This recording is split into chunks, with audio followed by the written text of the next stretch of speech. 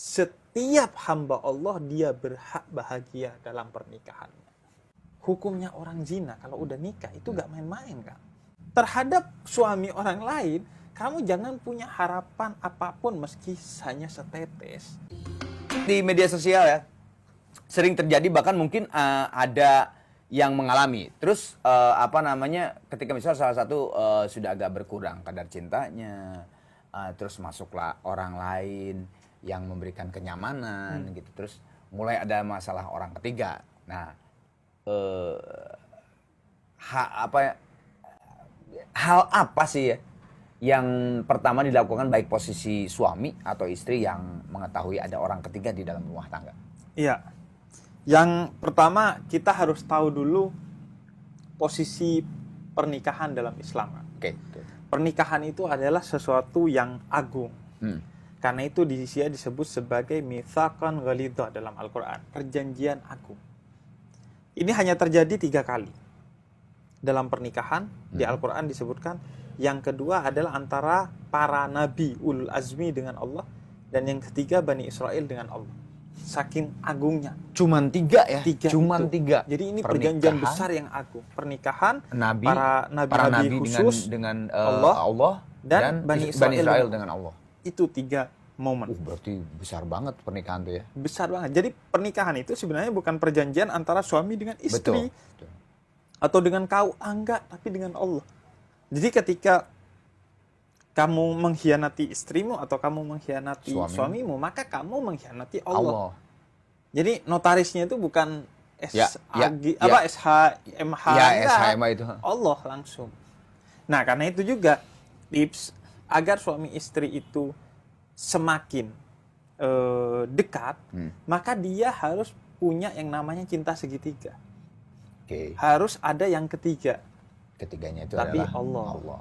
Jadi Allah dia paling atas, kemudian kita dan pasangan kita itu di bawah 2. Jadi kayak segitiga. Semakin kita dekat ke Allah, semakin kita dekat di antara suami dan istri ini. Betul. Karena itu yang harus jadi juri dalam rumah tangga itu adalah Allah dan Rasulnya.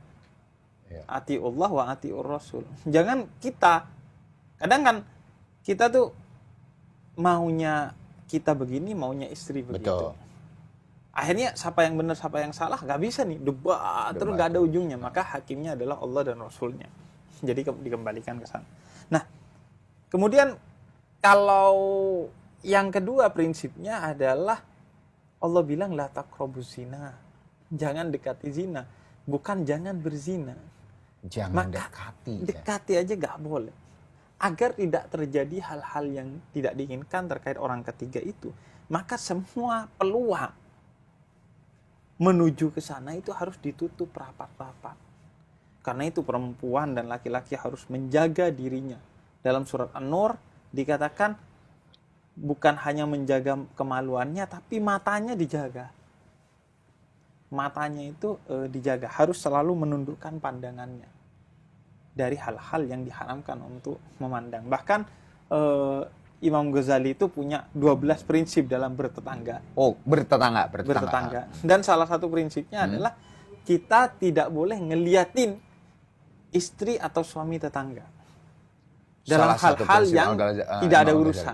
Dan tidak boleh ngeliatin pembantu tetangga. Menarik nih, ada bertetangga dalam karena itu pintu menuju pada persinahan orang ketiga, baik itu pembantu dan lain sebagainya. Nah, itu harus ditutup. Nah, ketika kemudian mulai ada hal-hal yang tidak diinginkan itu, dalam Al-Quran diatur bagaimana ketika hubungan kita sudah kurang baik-baik saja dengan pasangan, yaitu dalam surat An-Nisa ayat 34. Ada tahapan-tahapan bagi kita ketika pasangan kita sudah ada masalah. Kata surat An-Nisa, yang pertama adalah nasihati.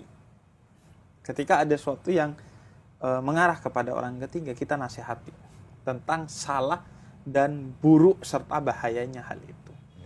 Kalau dinasihati baik oleh diri kita ataupun oleh orang yang dia hormati tetap gak diterima, maka yang kedua mulai pisah ranjang. Pisah ranjang, jangan tidur bareng. Itu sebagai bentuk protes.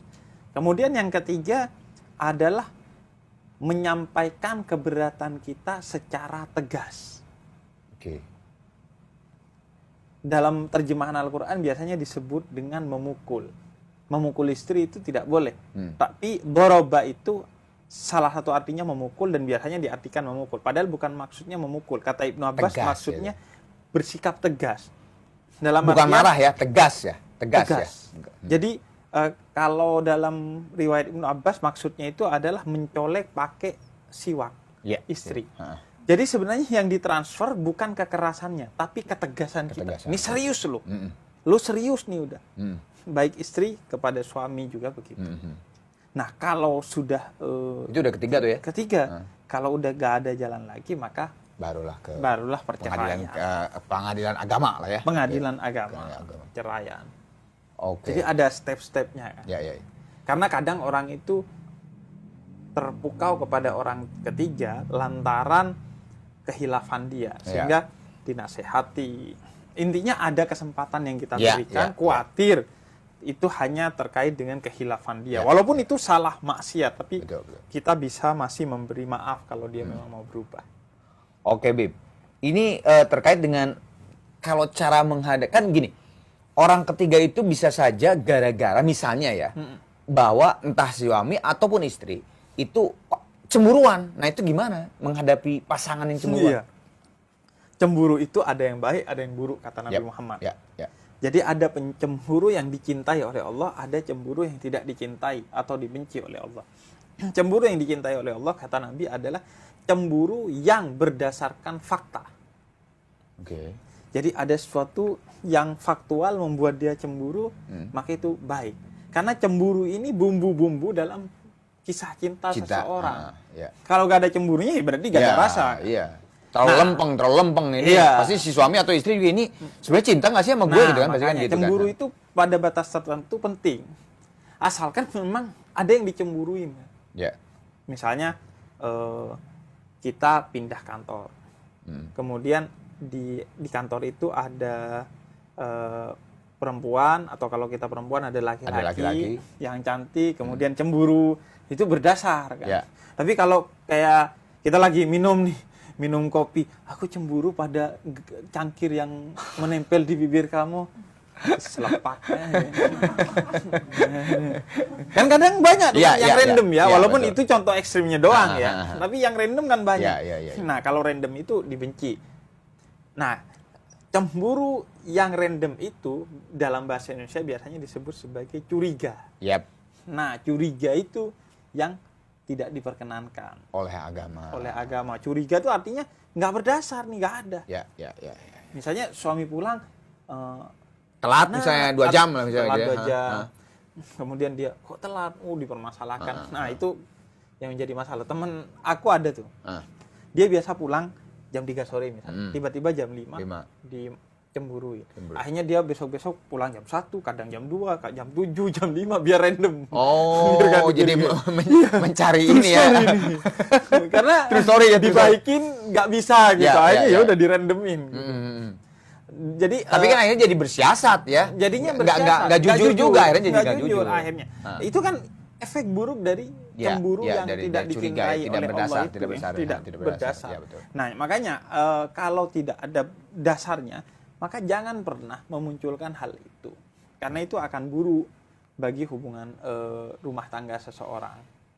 Makanya Nabi itu dalam hadis riwayat An-Nasa'i kan, itu pernah mengatakan bahwa agar tidak terjadi hal-hal yang tidak diinginkan, yaitu perceraian, itu pokoknya semua pintu tuh di stop. Di antaranya itu kayak istri kita atau suami kita terlalu dekat dengan orang lain, maka itu dilarang. Karena bisa jadi permainan setan nih sebagai orang ketiga. Jadi si orang ketiga ini sebenarnya orang keempat, orang ketiganya ini sebenarnya setan. Sebenarnya biasa aja awalnya, tapi karena dia merasa, oh enggak kok gua biasa aja, padahal ini ikhtilat. 2 orang yang bukan muhrim ketemu itu nggak boleh kalau tidak ada orang lain. Oh, enggak kok, tapi gue gak ada rasa. Iya, setan tapi bisa main di tengah-tengah itu untuk memunculkan, menggoda rasa-rasa yang itu ya sebelumnya tidak ada. Betul. Oke, Bib, ini sering banget ya kita dengar ya, Allah itu tidak suka dengan perpisahan. Tapi kalau misalnya perpisahan itu adalah jalan yang paling terbaik gitu. Iya. Ya terbaik menurut pandangan manusia ya. Allah mah ya, seperti tadi kita pernah membahas bahwa kalkulator manusia sama Allah itu kan beda. Tapi kan kadang-kadang enggak, ini yang terbaik itu mempisah itu gimana? Iya. Pertama ya soal hadis bahwa perceraian itu adalah sesuatu yang boleh tapi dibenci oleh Allah. Sebagian besar ulama menyebut itu hadis yang lemah. Lemah. Nah, perceraian itu hukumnya ada dari wajib sampai haram. Dari wajib sampai haram. Sebagaimana pernikahan itu hukumnya dari wajib sampai haram. Makanya ada ulama-ulama itu yang nggak menikah. Karena tadi dari wajib sampai haram, ada haramnya gitu ya? Iya. Mereka tidak sampai haram, tapi sampai pada mubah. Karena mereka lebih mengutamakan berinvestasi pada ilmu. Daripada rumah tangga. Imam Nawawi, Ibnu Taimiyah, itu nggak menikah karena fokus ngurusin ilmu pengetahuan. Itu kan soal pilihan. Kita nih mau jihadnya di mana? Beristri atau bersuami juga jihad, di dalamnya ada pahala yang besar. Nah, perceraian juga begitu. Menjadi wajib kalau dilanjutkan akan buruk bagi suami, istri, anak atau ketiganya. Salah satu atau ketiganya. Maka wajib itu cerai. Nggak boleh. Karena pernikahan itu tujuannya adalah mulia, bukan menyakiti. Salah satunya. Menjadi haram kalau nggak ada alasan. Tiba-tiba misalnya sore-sore gitu kita ngopi. Mah, cerai aja yuk. Keplak. Itu haram tuh. Itu haram. Menjadi mubah kalau. Ada mubah juga nih ya? Ada mubah. Kalau kita sama pasangan nih, nggak pernah ngeklik kan. Saya nggak pernah bisa untuk mencintai kamu. Saya coba. Ya, tapi nggak ada, sebenarnya gini. Tidak ada ribut ya, cuman nggak ada klik aja gitu ya. Nggak ada klik dan itu tidak membahagiakan bagi keduanya. Karena tujuan pernikahan itu salah satu yang paling utama adalah sakinah. Sakinah itu artinya mendamaikan, membahagiakan, menenteramkan. Bisa jadi gini, dua orang baik bisa jadi nggak cocok. Ya, benar. Cerai ini nggak mesti salah satunya buruk kan? Iya, betul. Dua orang baik kalau nggak cocok ya nggak cocok aja. Kayak minyak sama air sama-sama baik. Bener. Minyak buat bakar, air buat matiin, buat api ya, buat tanaman, tumbuhan dan sebagainya. Tapi kan nggak ketemu tuh dua hal itu, dua senyawa itu. Maka begitu juga manusia. Bisa jadi dua orang baik nggak cocok. Namanya cinta kan nggak bisa dipaksa. Benar. Misalnya ya, ada cewek baik, belum tentu kita cinta sama dia kan? Betul. Ya udah. Ketika nggak ketemu tuh, nggak klik, maka boleh hukumnya perceraian itu. Karena lagi-lagi pernikahan itu utamanya adalah untuk punya goals tersendiri. Goalsnya salah satunya adalah menciptakan sakinah, kedamaian. Bagi kedua belah pihak. Oke. Ada yang tidak klik di sini? Siapa tahu kalian sudah punya istri atau suami tidak klik. Oke. Jadi macam-macam lah. Ya. Pokoknya dari haram sampai apa tadi? Dari haram sampai wajib. Dari haram sampai wajib. Wajib kalau udah ada mafsadat, keburukan yang tidak terelakkan. Menjadi haram kalau sebenarnya bermanfaat tapi itu. Atau gak jelas gitu alasannya. Itu tak kayak minum kopi. Kopinya kurang manis, cerai aja. Cerai aja. Ya. Oke. Ya. Sip. Nah, sekarang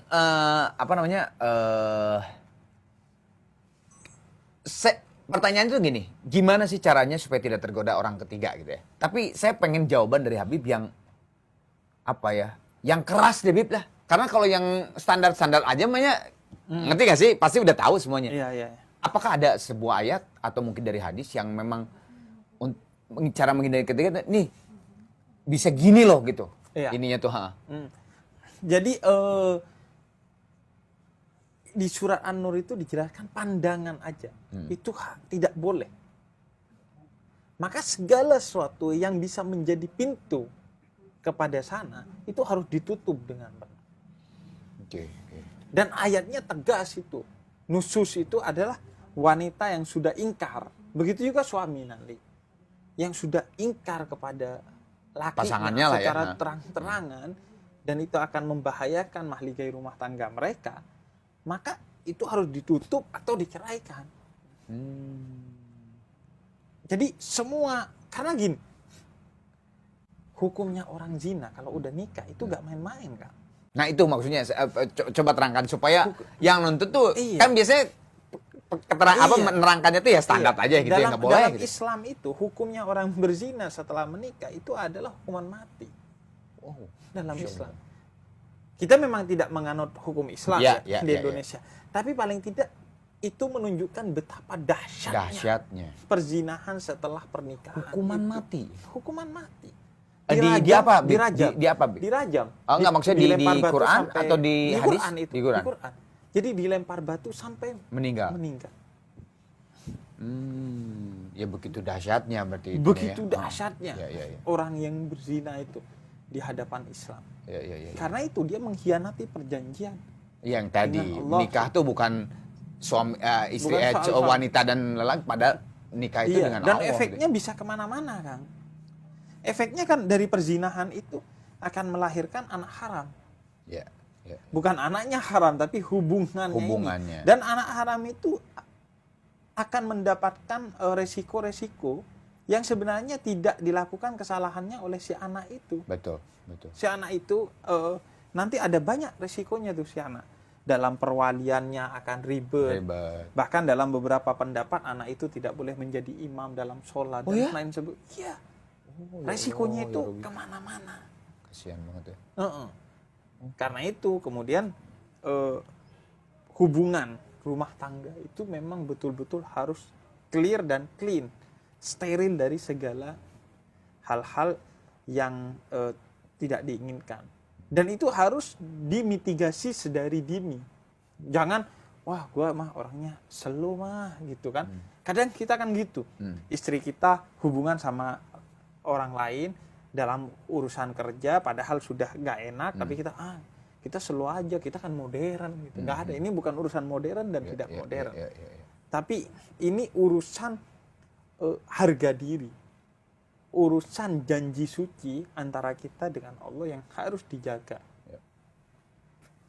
Sehingga kemudian dalam Al-Quran kan, ya kalau sekiranya istri-istri kamu itu ketika keluar rumah dia akan membahayakan, maka ya dia di rumah aja. Wa qarna fi buyutikunna, kata Quran. Dia di rumah aja. Oke, Bib. Supaya lebih seru nih. Ini lebih seru nih karena ini pembahasannya tuh emang seru sih ya. Dan gini, banyak banget yang terjadi. Apalagi sekarang kita lihat di media sosial juga banyak yang diumbar juga kan. Supaya lebih mantep nih ngobrolnya, minum dulu kopi tubruk gajah.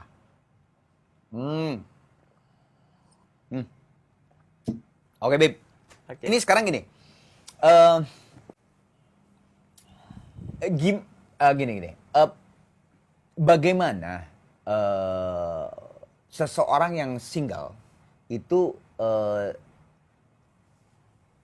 supaya tidak dia menjadi penggoda, jadi orang ketiga dari seorang suami atau dari seorang istri.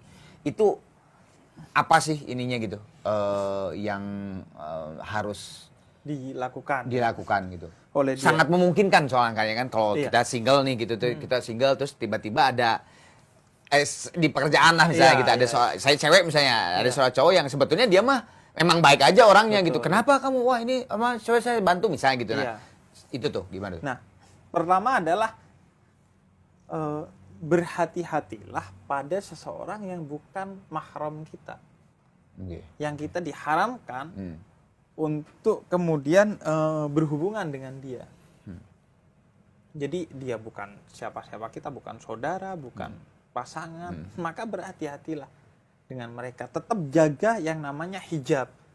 Pemisah antara kita dengan dia. Kemarin kan kita sempat bahas tuh bahwa dalam perkara ibadah saja berduaan itu pasti yang ketiga setan. Jadi apalagi di kantor dan lain sebagainya. Apalagi yang dalam kejadian bukan ibadah aja ketiganya setan gitu ya, gitu kan. Maka Kayak di kantor, ketika kita berduaan dengan orang yang bukan muhrim, maka itu hindari segala sesuatu. Karena itu akan membuat setan bersiasat untuk kemudian mendistraksi kita, men-trigger kita untuk pokoknya paling tidak harus tetap ada teman satu atau dua orang sebagai istilahnya juga sebagai saksi juga kan kalau tiba-tiba ada apa-apa gitu kan ya. Betul. Kan kadang-kadang bisa aja ada fitnah kan. Betul. Ya kan? Tapi kan kalau ada satu orang kan, oh saksi tanya aja dia gitu kan. Betul. Dan karena kan bisa jadi juga kita awalnya nggak ada apa-apa nih kan. Tapi setan masuk kemudian memberikan kesadaran kepada kita, oh ini kesempatan loh. Dia emang mukanya nggak cantik tapi selesung pipinya tapi ada aja cara setan. Makanya itu ikhtilat itu harus dijauhi berduaan. Kemudian yang kedua, hendaklah setiap orang meyakini bahwa sudah ada jodoh yang Allah siapkan kepada kalian. Banyak sekali ayat Al-Quran yang berbicara bahwa semua dari kita itu sudah disiapkan jodohnya. Betul. Sehingga jangan melirak-lirik kepada seseorang yang jodohnya orang lain. Jadi lebih baik kemudian kita berdoa kepada Allah dan mencari jodoh yang memang pas buat kita.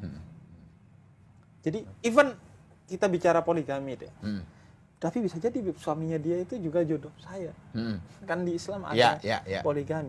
Nah, poligami dalam Islam itu yang dilakukan oleh Nabi Muhammad itu untuk menolong orang-orang yang bernasib kurang beruntung dari kalangan perempuan. Makanya janda tua, orang miskin, orang yang derajatnya rendah itu diangkat oleh Nabi derajatnya melalui dinikahi oleh Nabi. Karena itu Nabi ketika bersama cinta pertamanya yaitu Sayyidah Khadijah itu nggak pernah poligami.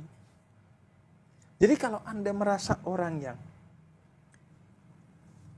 beruntung atau orang yang ya saya cantik, saya punya harta, saya bekerja, saya bukan orang yang membutuhkan pertolongan orang lain untuk dinikahi, yaitu orang yang sudah punya istri, ya sudah, terhadap suami orang lain, kamu jangan punya harapan apapun meski hanya setetes.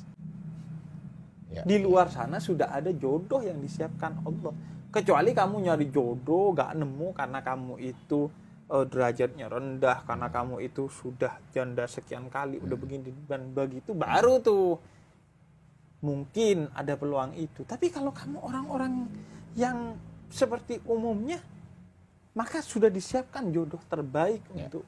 Dan satu lagi, kalau memang dia yang sudah punya istri itu adalah jodohmu, pasti Allah dekatkan dengan cara-cara yang diridhoi oleh Allah. Tidak dengan cara-cara yang tidak diridhoi oleh Allah sebagaimana posisi orang ketiga dalam hubungan itu. Benar. Jadi itu udah fix tuh. Jadi pikiran mungkin kan nanti orang berpikir, siapa tahu suami orang itu adalah jodoh saya juga kan mungkin. Jadi itu yang harus ada di pikiran. Betul. Bib, kalau apa ya? Gini. Menurut pandangan Islam, memang cara mengetahui adanya orang ketiga di dalam rumah tangga itu kan kadang-kadang memang balik lagi ke manusianya ya. Karena kan setiap pasangan pasti beda-beda kan feelingnya apa segala macam. Tapi misalnya gini, gimana sih cara mengetahui adanya orang ketiga? Padahal misalnya si suaminya tuh tetap perhatian, tapi padahal sebenarnya dia ada selingkuhannya tuh. Ada nggak di dalam Islam itu pandangan-pandangan dari Islam? Nah, menarik. Dalam Islam itu dilarang untuk berprasangka. Dan dilarang untuk tajassus. Tajassus itu memata-matai. Jadi, itu dalam Al-Quran. Selama tidak ada hal-hal yang mencurigakan dari suami atau istri, maka jangan kita curiga dan jangan kita memata-matai suami atau istri kita. Kalau tidak ada varian-varian yang mencurigakan, nggak ada apa-apa nih. Misalnya kita lagi liburan ke Bali, kayaknya istri saya perlu saya curigai, apa nggak ada apa-apa. Tapi kalau udah ada benih yang mencurigakan secara valid ya, secara objektif, bukan perasaan saya kok dia senyum-senyum, itu kan subjektif ya, tapi objektif. Ada sesuatu yang mencurigakan gitu. Maka kita berhak kemudian untuk menginterogasi. Yang tadi itu ya, yang berapa tiga ya tadi ya kalau nggak salah. Yang yang sampai tegas iya, itu kan iya, itu. yang Bertahap kan ya bertahap. Jadi kecurigaan itu berdasar kalau ada hal yang valid, memang yang mencurigakan secara valid ya, bener. bukan perasaan kita doang. Ya. Jadi karena itu juga penting kita sebelum menuduh atau mencurigai pasangan kita berbicara dengan diri kita sendiri. Kita introspeksi, apa ini benar kecurigaan ini berdasar atau tidak. Kita harus memastikan itu dulu, jangan main lempar langsung aja gitu. Kalau enggak itu justru yang akan menjadi penyebab perceraian. Nggak ada apa-apa sebenarnya, cuma karena kita curigaan akhirnya justru bercerai karena kita curiga. Gitu. Oke Bib. Oke Bib, sekarang saatnya biasa pertanyaan dari pemirsa Surhans. Oke. Dari Karina Swedianti. Ini kayaknya lahirnya di Swedia nih kayaknya. Iya. Assalamualaikum. Mau nanya. Kalau laki Swedianto. Iya, Swedianto. Ini Swedianti. Cewek. Assalamualaikum, Bib. Mau nanya, dalam Islam diperbolehkankah mengecek handphone pasangan? Tidak diperbolehkan. Tidak diperbolehkan. Itu kan tadi sebenarnya sebelumnya juga udah ini ya. Curiga berarti kan curiga, itu kan. itu tajassus. Kalau tidak ada sesuatu yang mencurigakan maka tidak boleh. Itu jelas fatwanya Syekh Majdi. Oh, ini jelas banget nih. Syekh Majdi ini salah satu Syekh Majdi Ashuri ini salah satu ulama besar dari Mesir yang tergabung di Dar Ifta. Dar Ifta ini lembaga fatwa Mesir yang diakui oleh pemerintah. Oke. Itu menyebutkan mencurigai suami dengan selalu mengecek handphonenya baik suami kepada istri ataupun istri kepada suami itu sesuatu yang haram. Yang haram ya. Kecuali memang ada hal yang mencurigakan ya. Ada hal yang mencurigakan dan memang terbiasa. Misalnya dari dulunya memang sok aja, silakan aja gitu. Bebas. Kecuali memang itu kan kesepakatan. Iya, kesepakatan. Kesepakatan maksudnya betul. Kalau memang kesepakatan ya gak ada masalah gitu. Misalnya ya memang berbagi handphone gitu. Misalnya ya saya gak punya satu aplikasi jual beli. Iya. Saya kadang kalau beli sesuatu pakai aplikasinya istri saya. Tolong beliin ini dong gitu ya. Kadang saya ambil sendiri. Iya, betul. Gitu. Itu sesuatu yang memang sudah kesepakatan. Dan memang harus berdasar dan masuk akal. Jangan sini saya cek handphonenya. Kenapa? Masa wallpaper kamu adalah artis Korea? Jangan-jangan kamu selingkuh sama artis Korea? Nggak mungkin banget deh. Iya, artis Korea selingkuh sama. Siapa lo kan? Iya. Kata artis Korea. Jadi ketika harus berdasar lah. Jadi ngecek itu dan sebaiknya itu dihindari kan. Kalau memang tidak berdasarkan kesepakatan, kenapa harus dihindari sebaiknya? Karena sesuatu yang bukan masalah akhirnya jadi masalah. Jadi masalah, ya benar. Sebenarnya nggak ada masalah nih. Misalnya teman kantor, tapi karena dia cantik gitu tiba-tiba. Iya, benar. Jadi masalah. Padahal nggak ada sesuatu. Ini siapa nih cantik banget? Padahal nggak ada masalah. Ya masa sekarang teman kantor nggak boleh ada yang cantik atau nggak boleh yang cakep gitu kan? Iya, makanya. Mungkin lah. Itu kan. Jadi sebaiknya memang dihindari. Dan percayalah. Jika suamimu atau istrimu memiliki masalah dengan orang ketiga, pasti Allah akan bukakan matamu.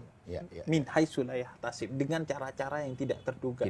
Wa makaru wa makarallah wallahu khairul makirin, kata Allah dalam Al-Qur'an. Kamu bersiasat dalam keburukan, mengelabui suamimu, mengelabui istrimu dan mengelabui Allah, maka Allah akan lebih bersiasat sehingga siasatmu akan hancur. Yang penting kita berdoa yang terbaik bagi suami istri kita. Kalau ada apa-apa pasti Allah akan buka. Jangankan Allah, pepatah aja kan bilang begitu. Sepandai-pandainya tupai melompat pasti akan jatuh. Makanya kalau kita merasa apalagi Allah. Iya. Itu pepatah dari manusia loh itu ya. Iya, makanya. Apalagi dari Allah. Makanya jangan jadi tupai, jangan lompat. Jalan aja di bawah. Oke, Dad. Ini true story nih. Nama Instagramnya juga disamarkan. Minta disamarkan. Habib dan Kang Arman, sekarang saya sedang mengalami hadirnya orang ketiga di dalam rumah tangga saya. Saya sudah coba berbicara langsung dengan orang ketiga itu. Udah langsung coba sama orang ketiga, tapi dia tidak mau melepaskan suami saya. Apakah saya harus mengalah dengan perpisahan atau bertahan? Kembali kepada Al-Qur'an. Pertama, nasihati suaminya dan orang ketiganya. Sebenarnya yang lebih pas dinasihati adalah suaminya. Karena tidak ada garis langsung antara dia dengan selingkuhan si orang suaminya. ketiganya itu ya. Iya. Karena kan balik lagi komitmen suaminya. Kalau suaminya gak kepegang, walaupun si orang ketiganya ini sudah menjauh, suatu hari suami itu akan ketemu orang ketiga lain dan gak ada kelarnya. Iya. Jadi yang harus dipegang adalah suaminya. Nasihati. Kalau tidak bisa dengan nasihat, mulai tegas dengan meninggalkan dari ranjang. Ya, pisah ranjang itu sebagai bentuk protes. Yang ketiga mungkin sudah mulai lebih tegas lagi dengan melibatkan orang tua, keluarga, ulama, masyarakat dan lain sebagainya. Kalau memang sudah tidak bisa lagi, ya apa boleh buat, diselesaikan. Karena setiap hamba Allah dia berhak bahagia dalam pernikahannya. Oh, ini bagus. Sakinah, mawaddah, warahmah. Sakinah itu damai. Damai. Mawaddah itu cinta plus. Ya. Cinta yang karena ada alasannya. Misalnya Kang Arman dulu cinta istri karena cantik, karena kaya, karena keturunan ningrat, karena pintar. Itu nggak apa-apa.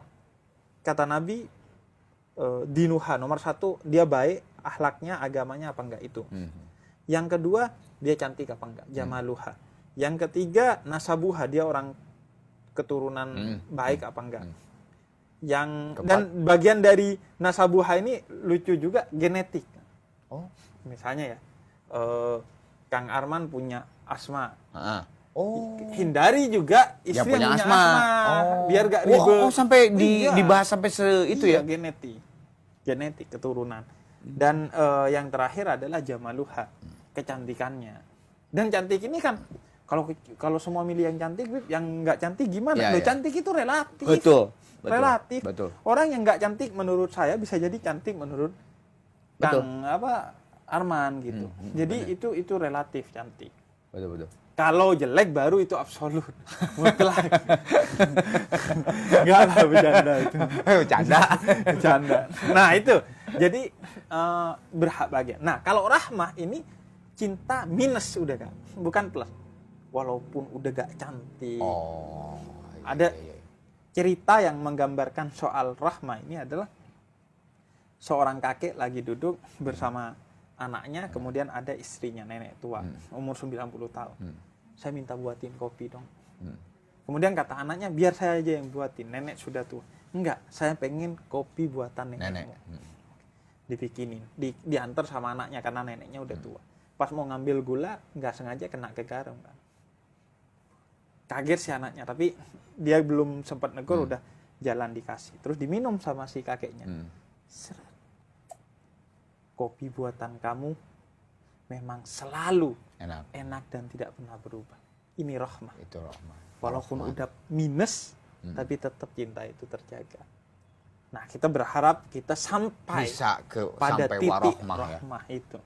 Karena siapa yang bisa menjaga jodohnya hingga wafat, maka jodoh itu akan dipertemukan lagi di akhirat. Terus bidadarinya gimana? Tenang aja, di akhirat kan nggak ada cemburu, udah nggak ada perasaan cemburu. Terus ada juga yang ngomong, bosen Bib, udah sekian tahun. Iya, udah sekian tahun. Tenang, nanti. Saya pengen sama bidadari aja. Iya, nah tenang, itu ada lah. Allah punya algoritmanya. Betul, algoritma. Nah itu manusia tuh selalu, algoritma manusia sama dengan algoritma Allah. Susah lah. Nggak mungkin, nggak bisa. Kalau gitu mikirnya juga bisa gini, saya pernah ditanya kan. Bib, kalau kita di surga terus bosen nggak sih? Oh iya benar-benar ada pertanyaan. Atau Bib, kalau kita sudah kebiasaan di neraka lama, jangan-jangan udah mulai nyaman di neraka. Apa namanya, gitu. udah imun gitu. Iya kan. Jadi kadang pola pikir kita tuh manusia gitu ya, disamain. Algoritma Allah, aduh. Mahal lah pokoknya. Udah. Alhamdulillah Bib, selesai curhat hari ini. Semoga mendapat manfaat ya untuk yang menyaksikan. Alangkah baiknya bisa saling menjaga pandangan, hati dan nafsu dari hal-hal di luar rumah tangga. Hal ini wajib bagi sang suami dan sang istri juga ya. Karena penting pula memikirkan perasaan dan perkembangan